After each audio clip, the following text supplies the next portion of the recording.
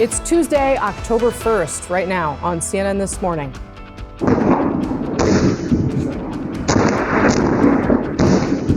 The war's next phase, Israel moves troops into Lebanon despite calls from the White House for diplomatic resolution. Plus, a running mate showdown, Tim Walz and J.D. Vance's first and only debate tonight in what may be the last time the campaigns face off on stage.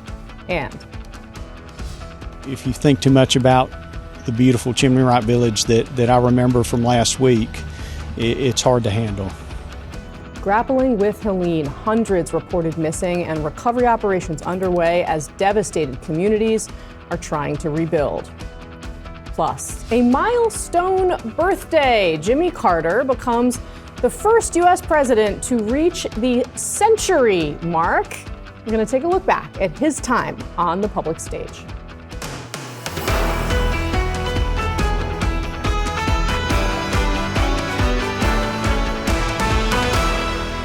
All right, 6 a.m. here on the East Coast, a live look at Capitol Hill on this Tuesday morning. Good morning, everyone. I'm Casey Hunt. It's wonderful to have you with us.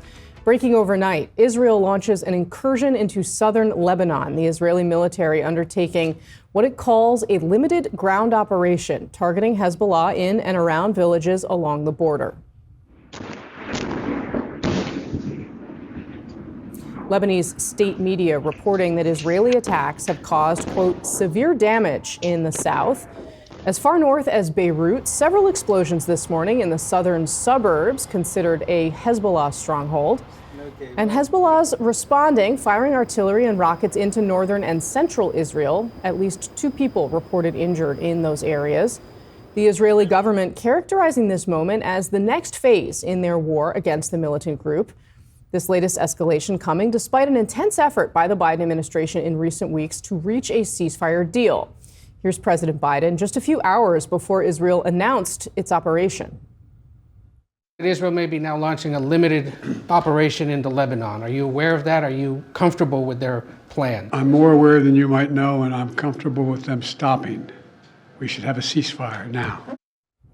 This offensive is just the latest instance of Israeli Prime Minister Benjamin Netanyahu publicly defying President Biden. On numerous occasions in the last few months, the Israeli leader has chosen not to inform the United States before taking actions that were certain to affect American efforts at diplomacy in the region. That was the case in April when Israel struck an Iranian diplomatic compound in Damascus. And again last week when Israel used American bunker buster bombs to kill Hezbollah leader Hassan Nasrallah. All of this further straining the relationship between Biden and Netanyahu.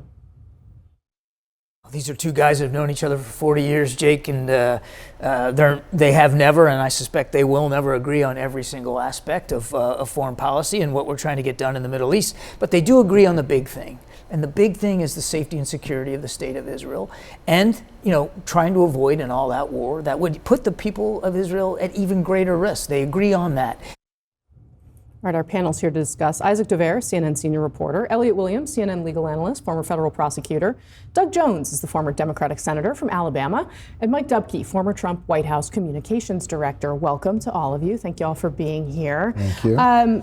Senator, I want to start with you just because you have a personal relationship with President Biden. You heard what he said there, his tone a little bit sharp, honestly, in a way that he hasn't always been as this war has unfolded.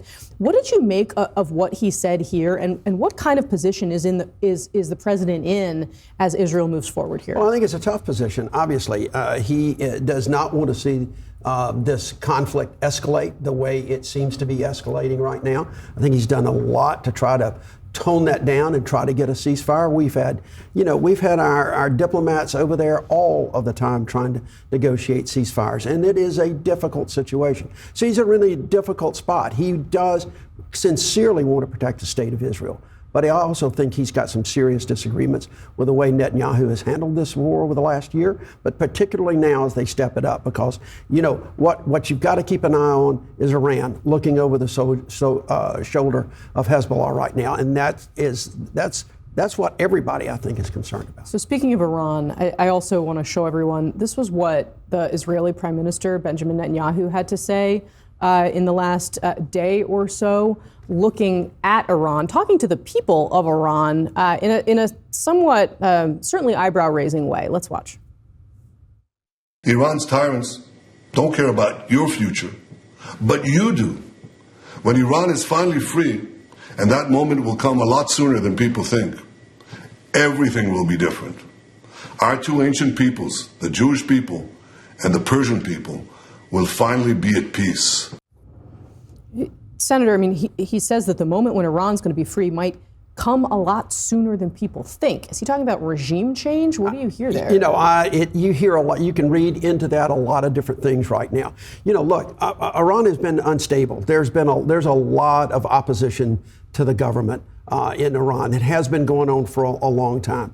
I think what we're seeing now is Israel trying to step that up to create that. Clearly, that was a message to people to say, help yourself a little bit. Whether that means something greater militarily, I don't know. But it is certainly something that folks have got to keep an eye on. Isaac, let's talk a little bit about the politics of all of this, because it's obviously an issue that has dominated a lot of the domestic political conversation here. I mean, it's been obviously much more focused on the war in Gaza, but I think you can see that political influence in how President Biden was talking just there. And obviously Kamala Harris is trying to figure out how to thread this needle herself. I mean, it seems hard to argue that the death of Hassan Nasrallah, who is a terrorist who has much blood on his hands, is a bad thing. But at the same time, there does seem to be some uncertainty among Democrats on this. Look, think about where we've been over the last year, right? We're 6 days short of the anniversary of October 7th.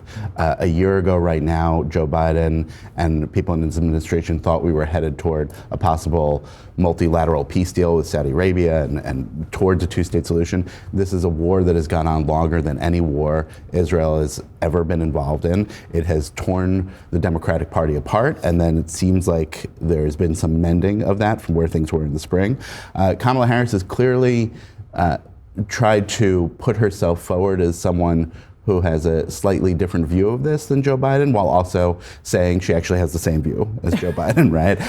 And it's a matter of tone. And it's not what you say, it's how you say it. Is that what we're saying? Look, in talking to people who are part of the uncommitted movement in Michigan, what they have said is they feel better about Kamala Harris than they did about Joe Biden. I mean, look, anybody that's married will say tone matters, even if the content remains the same.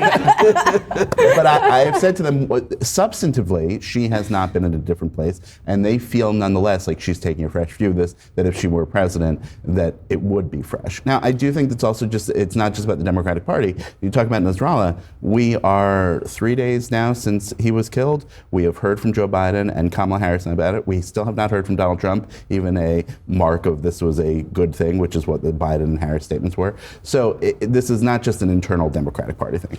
Look, I mean, I don't know this qualifies as an October surprise because this has been going on. But we have strife politics, we have storm politics, and we have strike politics. What we're not talking about here is it's not just Lebanon. Now Israel's in a three-front war. They fired missiles into Yemen. So you've got this international crisis that Biden is trying to handle, but Harris has to answer for, and that's where we're at right now. All right. We've got a ton more to talk about today. So coming up next on CNN this morning, a polarizing abortion ban in a critical southern battleground state is struck down, putting the spotlight back on reproductive rights. How will the ruling impact voters at the ballot box in November? Plus, it's debate night in America. J.D. Vance and Tim Walz meet on the stage for their first and only time facing off. We're going to take a look at how each has been preparing. And more than 100 dead and hundreds more missing. We bring you the latest on recovery efforts across the Southeast United States. You know, it makes no difference who you are. If you need help, we are going to provide it. And if there is ever a time where we all need to come together and put politics aside, it is now. I'm CNN's John King. Join me for the podcast All Over the Map, where I'm traveling across the country to find out what American voters think, what frustrates them, what gives them hope, and what may motivate them to go into the voting booth. Nevada is not just a battleground in this presidential election. I know that Hispanics have made a difference in a lot of elections. The economic anxiety that you find all across the country, well, you will find it on steroids right there. Listen to All Over the Map wherever you get your podcasts. Admiral Stockdale, your opening statement, please, sir. Who am I? Why am I here? Can we give Admiral Stockdale a chance to jump in here if he wants to, or if he dares to? I would like to get in. I feel like I'm an observer at a ping pong game. All right, that was a look at a vice presidential debate passed, and tonight Governor Tim Walz and Senator J.D. Vance will each get their own chance to create such a memorable moment in a vice presidential debate. Walz has been hunkered down in Michigan for the past several days, just anywhere in Michigan, Petoskey, Michigan. It's a fabulous place. I highly recommend it. For several days with top aides and advisors preparing for tonight, although some of those advisors tell our Isaac Duvere that the Minnesota governor may be feeling some nerves in the lead up to tonight's showdown. I think this is expectation setting. Governor, what do you want voters to learn about you tomorrow? Just doing our best for folks. Walz's opponent in the debate now in New York. J.D. Vance, arrived on Monday. He hasn't talked publicly about tonight's showdown much in recent appearances, but his running mate has certainly shared plenty of thoughts. I think J.D. is going to do great. He's a very smart guy. He's done a great job. People like him a lot. He's going up against a moron, a total moron. How she picked him is unbelievable. And I think it's a big factor. There's something wrong with that guy. He's sick. So Isaac, Trump has apparently not gotten a memo from his campaign official that he's supposed to say that the expectations are supposed to be, well, his spokesman is out there saying, Tim Walz is really great at debating. Obviously, the Harris people are telling you that, well, he's nervous. Remember, he told us he was bad at this when we picked him. I mean, that was, he said it in the interview with Kamala Harris, the running mate interview in August. He said, look, just so you know, I'm a bad debater. Now, you may look at that and say, this is a guy who's been governor for 6 years, he was in the House for 12 years before that, his teacher. He's a professional politician at this point. But he is really, it's not just expectation settings from what I have reported here. He has really caught up in making sure that he makes this case, he makes it for Kamala Harris. He doesn't want to let Kamala Harris down. He's thinking about, what does my resting face look like when I'm not answering? How do I fit it into 2 minutes? Tell you. I think about how I smile at the intros of all these shows. It's terrible. Right, and think about it on a national televised debate, right? It's the first thing anyone ever told me when I started getting on TV. You gotta fix that. You gotta fix that face. But it's also the answers, right? And he also very much feels like Donald Trump should not be president again. And he has to make sure to make that not happen. But he said at a fundraiser in New York last week, he was asked, how's debate prep going? And someone in the room told me that he said, listen, when you're a teacher, we're trained to answer the question. We train our students to answer the questions. That's not what this is. Nope. In fact, the advice is do the opposite. Then he actually has learned that lesson, because in every interview that I've seen, he's never answered the question. Oh, wow. And that's what Vance needs to make him do. I hope Vance follows up when Walz is going down some lane opposite of what he was asked the question. That's, for me, that's what Vance's job is. And then the second thing is, Vance can't overreach. He has a tendency to maybe go a little too far. He's got to pull it back, be a little bit more restrained, and then I think we'll see some success. Doesn't he have work to do on the childless cat lady situation? Yeah, absolutely. At some point, don't bring it up anymore. Right. They keep talking about it. You're going to play that clip. But to the broader question of expectation setting around Tim Walz, if you remember right at the time he rolled out, the narrative was, oh, he can't speak off a teleprompter, he can't do it, he doesn't know. Right. And he actually did quite well when doing so. It's all about lowering the expectations. It's funny, these debates are largely about just managing not having that viral moment. Mm-hmm. We saw Admiral James Stockdale there, and we all laughed about it. SNL, which we were talking about at the break, skewered him. You forget that Admiral James Stockdale was a war hero and a decorated Navy vet who'd been a prisoner of war. But the one thing people remember is that one line. And the goal for both of these candidates tonight is just avoid that happening. Right. Last word. Well, it's not a debate. Let's just be candid. None of these are debates in the traditional sense of the word. They're just a series of answers, and you're going to answer what you want to do. Look, I think Tim Walz needs to be Tim Walz. I agree. He's gonna say what he wants to say. I think J.D. Vance is the one that may go down these rabbit holes with things that he said. He said some crazy stuff, but he gave us the Springfield, Ohio rabbit hole. But Tim Walz needs to talk about where he is in this race, what they're doing. I'd stay away from the childless cat ladies. I'd stay away from Springfield. Those are going to come out anyway. Talk about what they're going to do for America and the hope and the joy that Tim Walz brings. I talk about my old football team that walked out on that stage at the DNC. That was a moment, folks. I got to tell you, that moment spoke to a lot of people across this country. All right, you can watch Tim Walz and J.D. Vance's first face-off in their VP debate hosted by CBS News tonight at 9 p.m. Eastern right here on CNN, and I'll be heading to New York to do some of our pre-debate coverage, so don't miss it. Straight ahead here on CNN This Morning, we continue to bring you the latest on the devastation across the Southeast and the destruction left behind by Hurricane Helene. Plus, new this morning, tens of thousands of dock workers go on strike, a potentially massive disruption to the economy just weeks before Election Day. We will no longer allow the decisions to be made about our bodies without our input. So today, this is a step in a further fight, but we are not going to take this as just a huge success.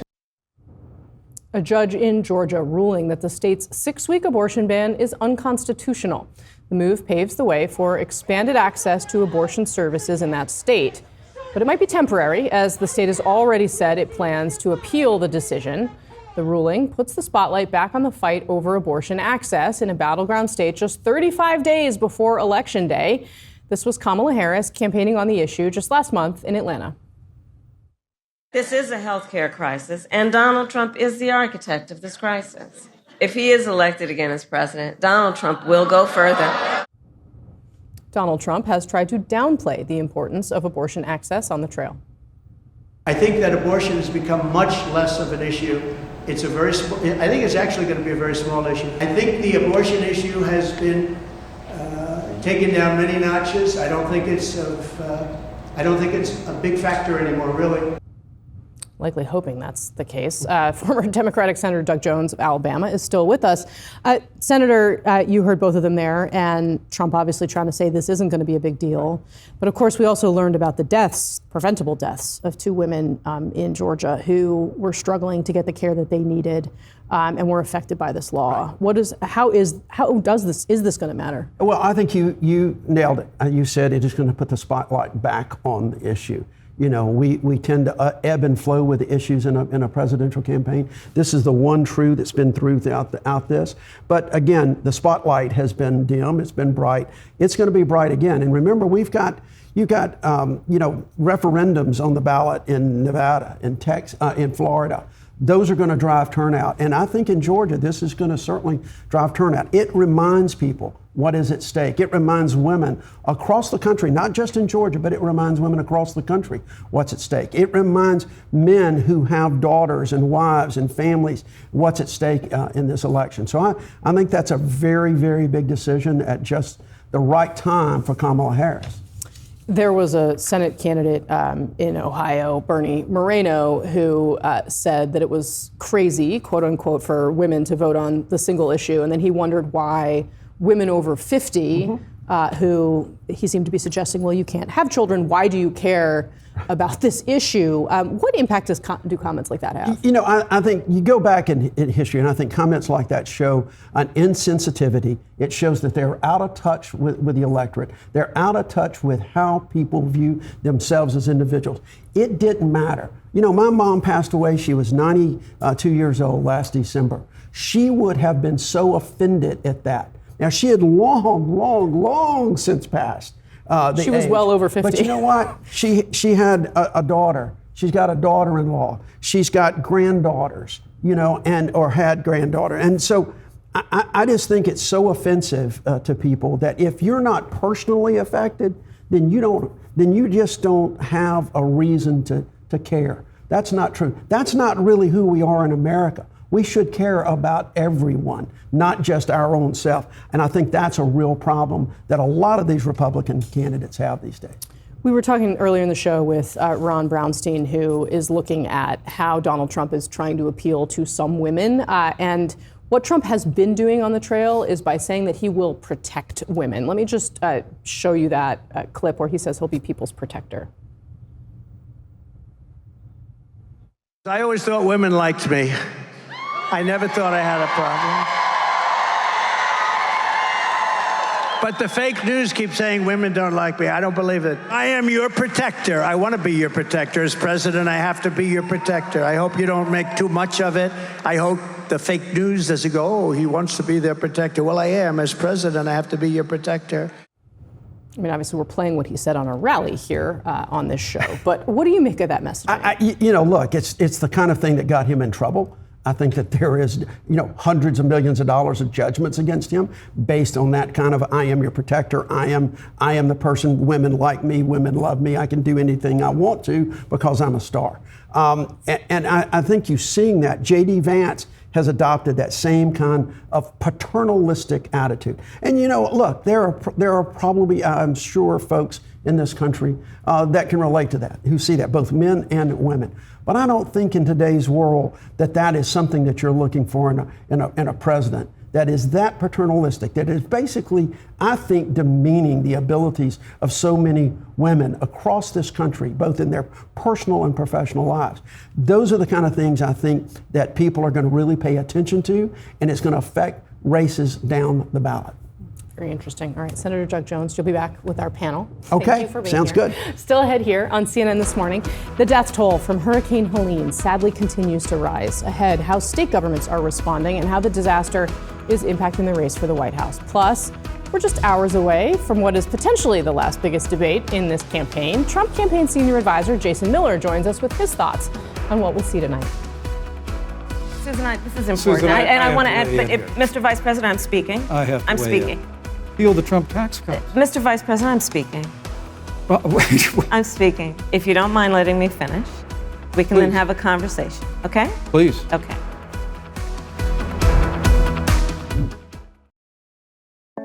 Five times a day, CNN brings you 5 stories that'll get you up to speed on your day. New episodes drop Monday through Friday at 6 a.m., 9 a.m., noon, 3 p.m., and 6 p.m. Hello from CNN, I'm Joe Beck. From CNN, I'm Fez Jamil. I'm Krista Bowe with the 5 things you need to know. From CNN, I'm Afoma DK. Follow CNN 5 Things on iHeart Podcasts.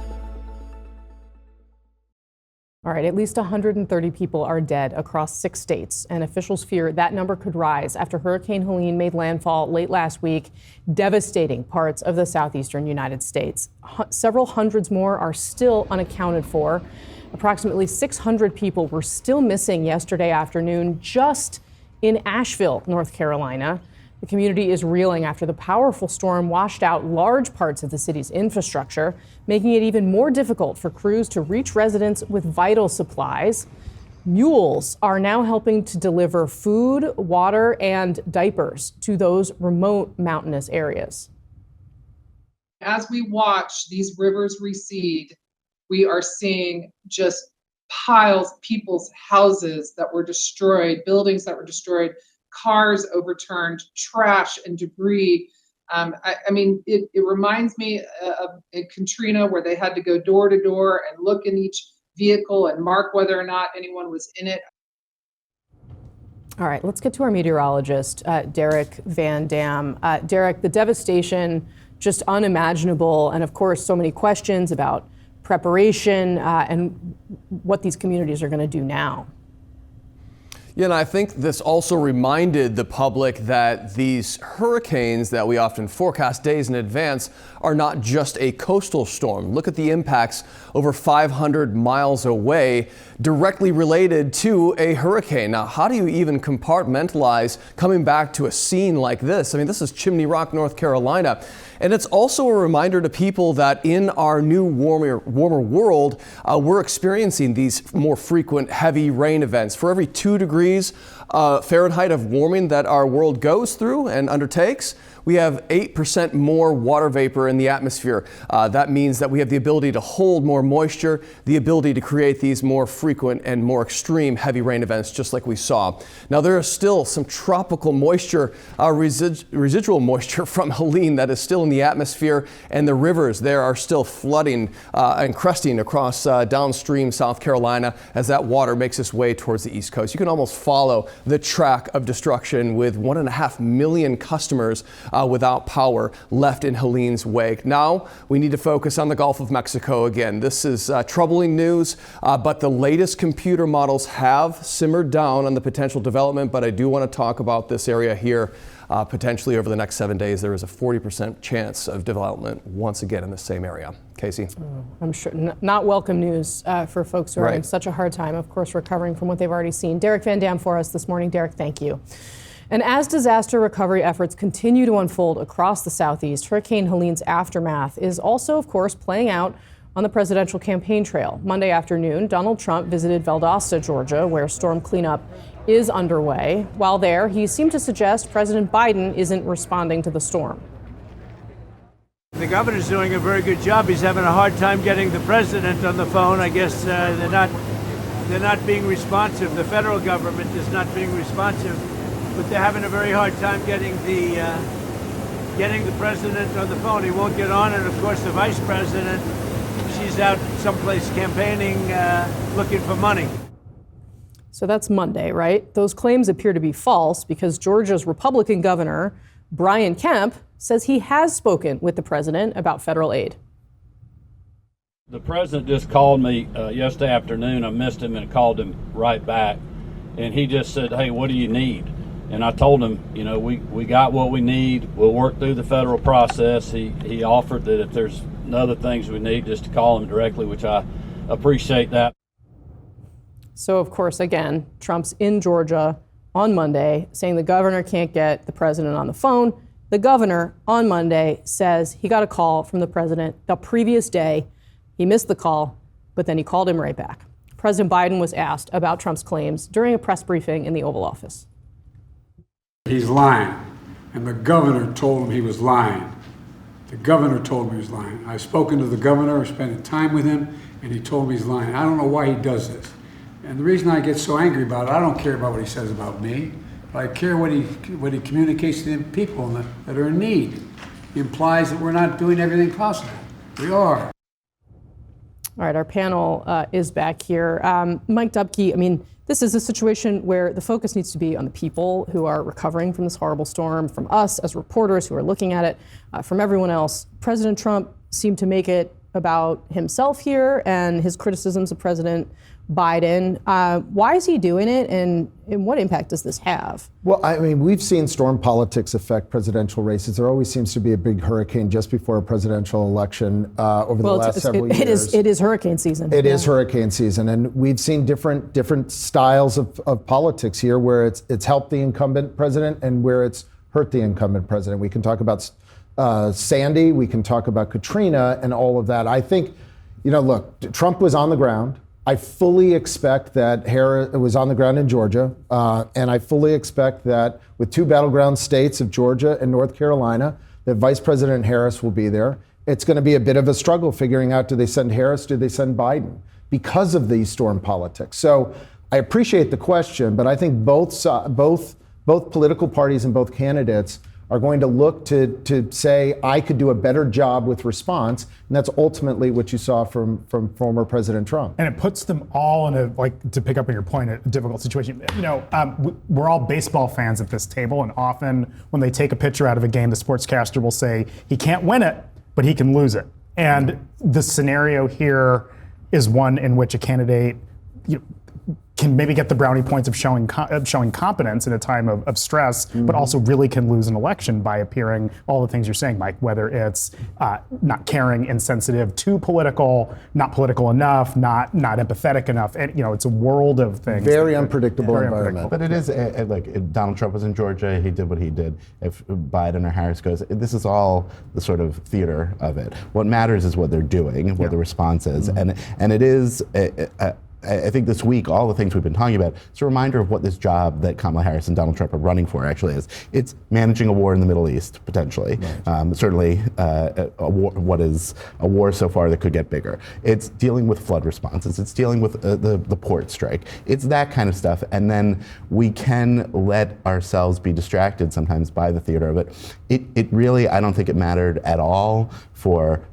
Trump to be there for the actual response to the storm. It won't really matter at all if Biden or Harris goes for what it will do to the storm. It's just, do they look like they're caring? Do they look like they're in charge? And that's why the heck of a job Brownie comment was such a problem, was because the words did not match the action. Right, and so we should focus on the action. That was the other part. He didn't go during Katrina, and he got dinged for that. It's a couple things. Like his approval was starting to go down at that point, and people were sort of done with him. And this is 2005. It's 2005. Which is not look, there's a couple of things. First of all, you don't need the president, you need the vice president. You don't need people coming into a disaster area right now. It is disruptive. I have lived through those things, and it is incredibly disruptive, and they know that. The other thing I would say is that I know Joe Biden. Joe Biden is going to do the best job he can for the people regardless. These are all red states generally. I know Georgia's in play, North Carolina may be in play, I think it is. But the fact of the matter is he is representing all people, and he is going to do his best. But if there is anybody, Mike, that has played politics with weather,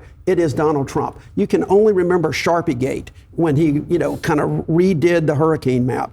And I think it's just wrong. And I think while people like to see their leaders doing some things, they want to see action. They want to see things that are happening. It is difficult in this particular situation. You've got destruction for, as they said, 500 miles. This is not like just farmers. This is really, really very difficult to try to get disaster across the board. But speed matters. Speed matters in this case. And this is where there could be a hit on the Biden-Harris administration if they don't get relief aid. No, not them, but relief aid to these devastated areas fast enough. And we're sending it in by mule at the moment. Because we have to. It's an astonishing situation. All right, coming up next here on CNN this morning, nearly 50,000 port workers go on strike.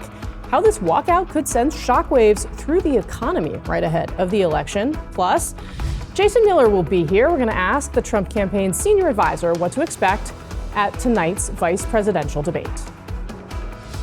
Let me help you with the difference, Ms. Ferraro, between Iran and the embassy in Lebanon.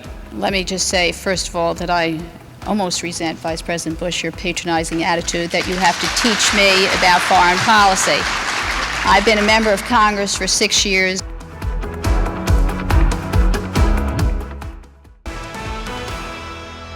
But I read that a poll found that 1/4 of Americans have never even heard of J.D. Vance or Tim Walz.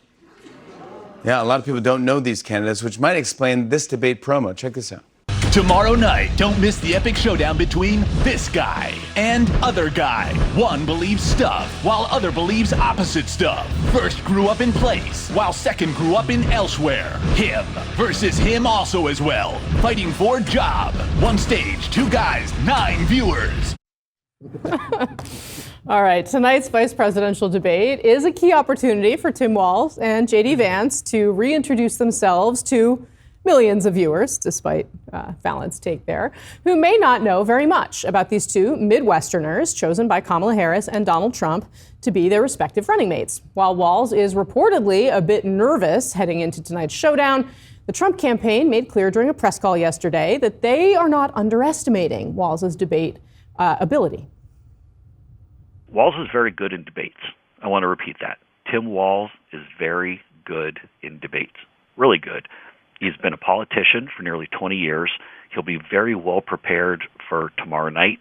He's not going to be the wildly gesticulating, effeminate caricature we see at rallies pointing to Kamala Harris and dancing about on the stage.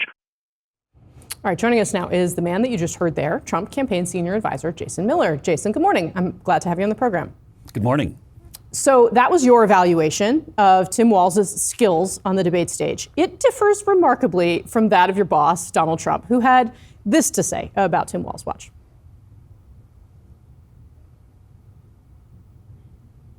There's we're looking for the soundbite of Donald Trump on Fox Nation on Monday, where he's talking about Tim Walz. Sorry, Jason, we're a bit of a technical glitch. Watch. He's going up against a moron a total moron. How she picked him is unbelievable. And I think it's a big factor. There's something wrong with that guy. He's sick. He went into the Michigan game the other day, he got booed out. I went into the Alabama game.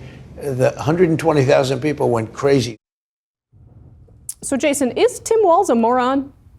Well, two things can be true at the same time here. Again, the Tim Walz that we see on the campaign trail as he's bouncing around and dancing and pointing to Kamala Harris and looking kind of goofy is not the Tim Walz that shows up in debates. And Casey, I will tell you, I've watched more debate footage of Tim Walz than anyone should ever be forced to do. But here's the thing. He's been in office for 2 decades. J.D. Vance has been in official office for 2 years, but Tim Walz has been in office for 2 decades. He's good. He was in Congress. He's in his second term as governor of the state of Minnesota. When he shows up and hits that stage, he's disciplined, he's on point, and he lies through his teeth. And that's the thing that most people who are tuning in tonight, or many of the people I should say, will not have watched Tim Walz bouncing around on the campaign stage. What they will see is tonight they'll see Tim Walz for the first time.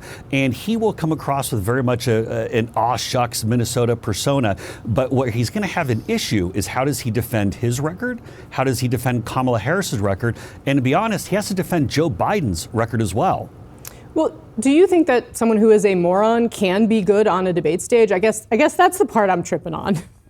Well, no, it's and again, two things can be true here because Tim Walz, when you see the issue is that facts are his kryptonite. When he starts getting pressed on the actual issues, how does he go and defend the inflation record of Kamala Harris? How does he defend Kamala Harris allowing 20 million illegals into the country? That's where I think you'll start to see it come unraveling a little bit for Tim Walz. But on the debate stage, it's almost like a muscle memory. It's like getting back in the gym if you haven't been in a while. He knows exactly what to do on that stage. He's well programmed because this has been his life for the past 2 decades. And so with all due respect to my boss, trust me, when he gets to the debate stage, Tim Walz is going to be good. And J.D. Vance, I think, is going to do very well also. But do not underestimate Tim Walz. He's going to be much better than people think.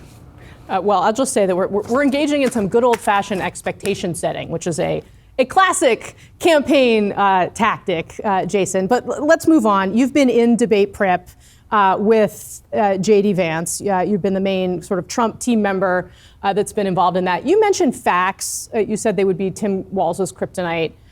The facts around what's been going on in Springfield, Ohio, and the things that J.D. Vance have had to say about that, sure to come up on the debate stage tonight. The facts have been that the officials in Springfield have repeatedly told Vance that the things that he's been saying are not true. What are we going to hear from Vance tonight on that issue on the stage? Well, I think Senator Vance is going to use this as an opportunity to talk about the migrant crisis that's impacting America and the fact that under Kamala Harris, every single community around the country has been turned into a border community.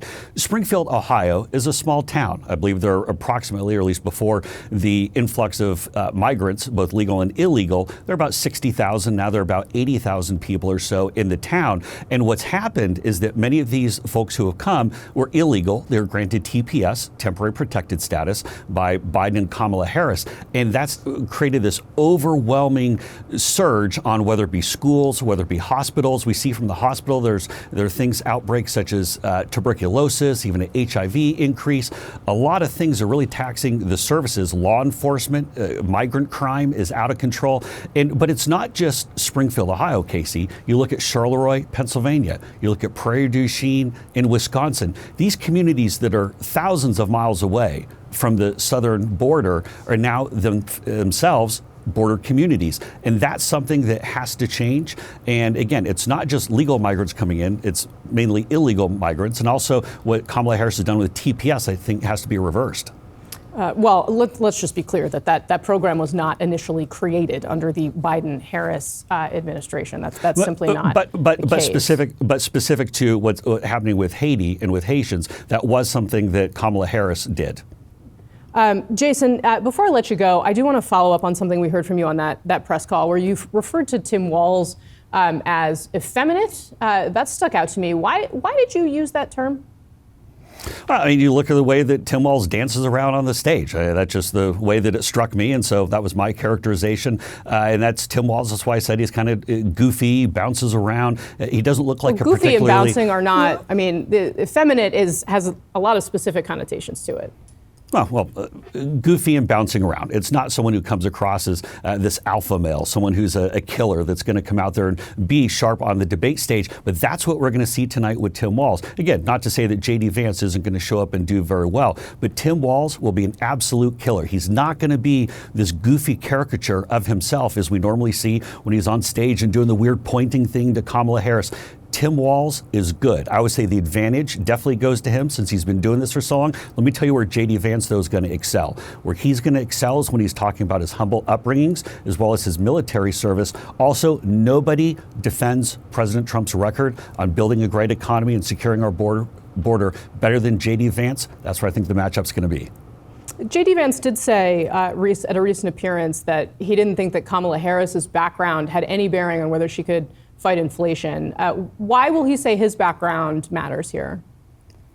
Well, J.D. Vance, I think, is someone who has been impacted by a tough economy, someone who grew up in very humble circumstances. He tells a story about knowing what it's like to have to grow up and not sure if he can have the heat turned on that evening, raised largely by his grandmother. Also someone who spent time in the private sector, in business. So he understands the economy, he understands what we have to do.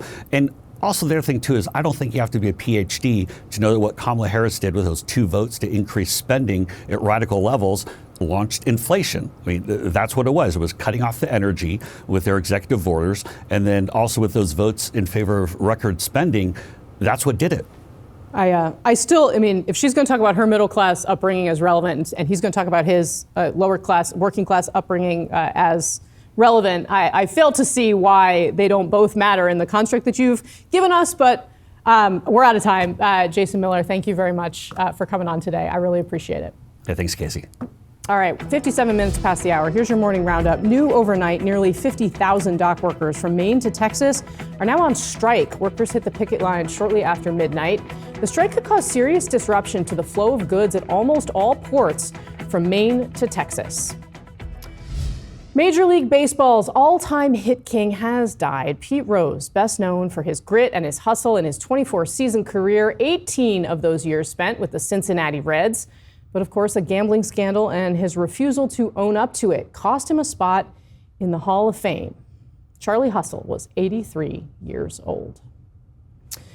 New York Governor Kathy Hochul weighing in on the federal charges surrounding Mayor Eric Adams. She said in a private phone call he needs to clean house. However, she's not asked Adams to resign. Instead, she makes clear that Adams needs to work on regaining the trust of New York residents. And now I will leave you with this. Today, President Jimmy Carter turns 100. Hi, Governor Carter from Georgia. Running for president. I want to ask you to help me next year. He's the first president to reach triple digits. Carter was sworn in as the 39th president of the United States in 1977. During his first and only term, he created the Departments of Energy and Education, as well as FEMA. Maybe most notably, he oversaw the Camp David Accords, a historic peace agreement between Egypt and Israel. We are privileged to witness tonight a significant achievement in the cause of peace. After leaving office, Carter dedicated the rest of his life to helping others. Since 1984, Carter and his wife, Rosalind, donated a week of his time each year to Habitat for Humanity. Hardworking, unpredictable, adventurous, challenging, but always gratifying. We've never have been on a Habitat project that we didn't get more out of it than we put into it. But when asked what he considered his biggest accomplishment, he said this. Well, the best thing I ever did was marrying Rosalind. That's the pinnacle of my life.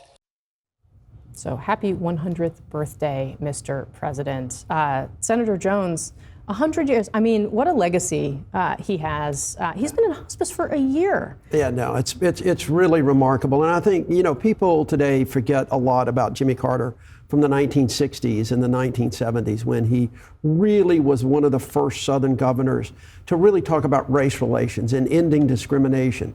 People forget about his views on the environment and climate. FEMA, right now we're seeing what happened. FEMA was started because Jimmy Carter saw what the federal government could do to help people. Indeed, he was a he did. remarkable individual. Remarkable. He still is a Still remarkable is a man. remarkable individual. Happy birthday, Mr. President. Thanks to our panel. Thank you guys for joining us as well. I'm Casey Hunt. Don't go anywhere. CNN News Central starts right now.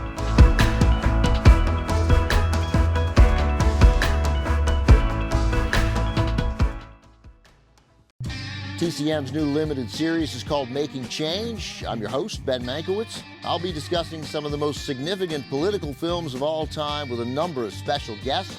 Steven Spielberg, Caitlin Collins, Stacey Abrams, Robert Gates, Sally Field, just to name a few. There's politics in everything. There's politics in every genre. Without the arts, you can't have a sophisticated culture. Join us for Making Change, Fridays beginning at 8 p.m. on Turner Classic Movies.